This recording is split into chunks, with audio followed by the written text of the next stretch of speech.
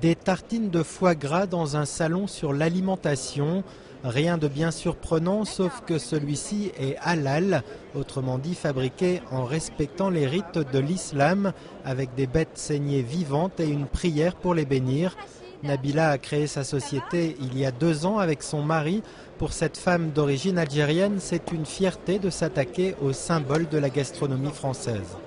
Moi, je considère que nous sommes nés, on a grandi en France, etc. Donc on a également le droit, au même titre que les autres, d'avoir de la gastronomie française.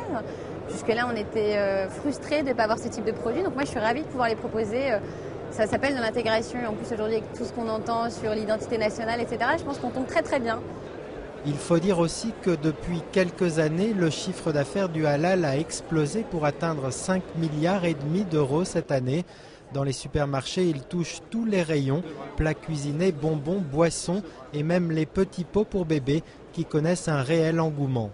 Là, on peut lui offrir le lundi un couscous, le mardi un tagine, le mercredi un bœuf carotte, du poisson. Donc on a vraiment toute la gamme qui est strictement halal.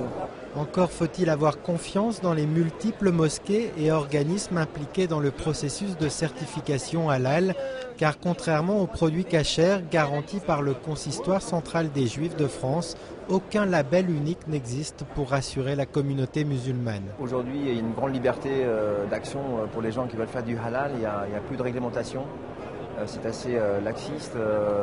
Il peut y avoir de l'auto-certification, c'est-à-dire qu'une entreprise peut déclarer qu'elle est halal et apposer le nom halal sur son produit sans qu'il y ait possibilité de l'en empêcher. Résultat, même les secteurs a priori les plus éloignés de la religion musulmane cèdent petit à petit aux assauts des hommes d'affaires.